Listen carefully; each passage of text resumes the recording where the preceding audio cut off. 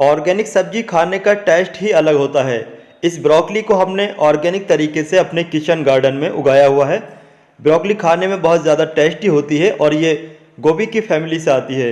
आज की इस वीडियो में हम सीखेंगे घर पर गमलों में अपने किचन गार्डन में ऑर्गेनिक तरीके से ब्रोकली को आसानी से कैसे उगा सकते हैं। आज की इस वीडियो में हम आपको पूरी अपडेट के साथ दिखाएंगे, बीज लगाने से लेकर ब्रोकली हार्वेस्ट करने तक। तो अगर आप चाहते हैं घर पर अपने किचन गार्डन में ऑर्गेनिक तरीके से ब्रोकली को आसानी से उगाना, तो आज की हमारी ये वीडियो आप कंप्लीट देखें। इसके अलावा अगर आप हमारी ये वीडियो फेसबुक पर देख रहे हैं तो हमारे पेज को लाइक, अगर यूट्यूब पर देख रहे हैं तो हमारे चैनल को हमसे जुड़ने के लिए सब्सक्राइब ज़रूर कर लें। अपने किचन गार्डन में ऑर्गेनिक तरीके से ब्रोकली को उगाने के लिए सबसे पहले आपको बीज चाहिए। ब्रोकली के बीज आपको आपके लोकल एरिया में मिल जाएंगे या फिर आप चाहें तो इनको ऑनलाइन भी खरीद सकते हैं। तो सबसे पहले आपको ब्रोकली की पौध तैयार करनी होगी और पौध तैयार करने के बाद ही पौध को बड़े गमले में ट्रांसप्लांट करना होगा। तो चलिए हम पौध को तैयार कर लेते हैं। पौध आप चाहें तो किसी गमले में तैयार कर सकते हैं या फिर सीडलिंग ट्रे में तैयार कर सकते हैं, लेकिन मैं यहाँ पर पौध को तैयार करने के लिए पेपर कप का इस्तेमाल कर रहा हूँ। पेपर कप के बॉटम में ड्रेनेज होल बनाना बहुत ही ज़्यादा ज़रूरी होता है, जिससे कि एक्स्ट्रा पानी आसानी से निकलता रहे और हमारे जो बीज हैं वो बीज खराब न होने पाएँ। इसके अलावा सॉइल मीडिया पौध को तैयार करने के लिए कौन सा इस्तेमाल करना चाहिए, तो सबसे अच्छा सॉइल मीडिया पौध को तैयार करने के लिए कोकोपीट होता है। हमने यहाँ पर सिर्फ कोकोपीट ही भरा है, इसमें कोई वर्मी कंपोस्ट या फिर गोबर की खाद ऐड नहीं की है। अब हम एक एक खाने में मतलब एक एक कप में एक एक बीज को डाल देंगे। बीज को डालने के बाद अच्छे तरीके से हम पहली बार पानी देंगे और पानी देने के बाद इन कप को हम ऐसी जगह रखेंगे जहाँ पर डायरेक्ट पूरा दिन की धूप आती हो। बीज की ग्रोथ के लिए पूरा दिन की अच्छे तरीके से धूप मिलना बहुत ही ज़्यादा ज़रूरी होता है। पेपर कप में ब्रोकली के बीज को लगाए हुए पूरे 15 दिन का समय हो चुका है। 15 दिन के बाद का ये रिजल्ट है। अब हमारे ब्रोकली के ये छोटे पौधे ट्रांसप्लांट के लिए बिल्कुल तैयार हैं। अब हम इनको ट्रांसप्लांट कर सकते हैं। तो चलिए देखते हैं इन ब्रोकली के पौधों को ट्रांसप्लांट करने के लिए आपको मिट्टी किस तरीके की लेनी है और आपको गमला कितना बड़ा चाहिए। ब्रोकली के इन छोटे पौधों को बड़े गमले में ट्रांसप्लांट करने के लिए यहाँ पर जो हमने मिट्टी तैयार की है, इस मिट्टी को हमने कुछ इस तरीके से तैयार किया है। 70% हमने अपने गमलों की गार्डन की जो मिट्टी होती है वो मिट्टी ली है, 10% रिवर सैंड यानी कि नदी की रेत, बाकी का 20% हमने वर्मी कंपोस्ट। तीनों को हमने अच्छे तरीके से मिक्स करने के बाद इस बाल्टी में भर लिया है। अब बात आती है गमला आपको कितना बड़ा चाहिए, तो गमला आपको कम से कम 12 इंच का चाहिए ब्रोकली के पौधे को लगाने के लिए। अब चलिए ब्रोकली के पौधे को इस बाल्टी में ट्रांसप्लांट कर देते हैं।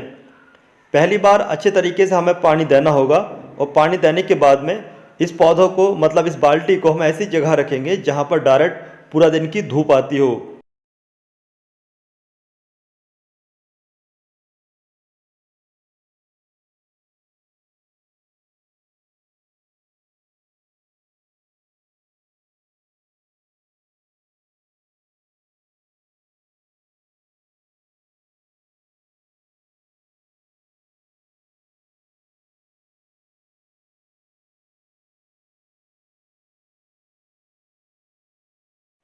ब्रोकली के पौधों को पेंट की बाल्टी में ट्रांसप्लांट करने के बाद अब तक का जो समय है वो 15 दिन का हो चुका है। 15 दिन के बाद का ये रिजल्ट है।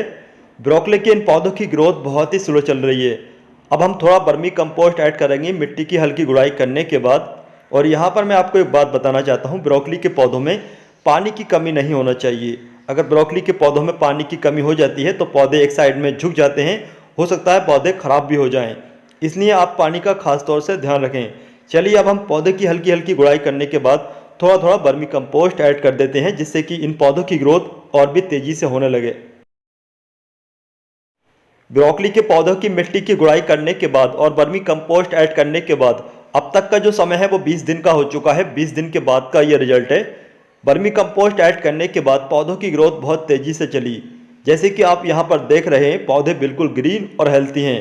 चलिए देखते हैं आने वाले समय में इन पौधों की ग्रोथ कैसे चलती है और इन पर कब तक ब्रोकली लग जाती है।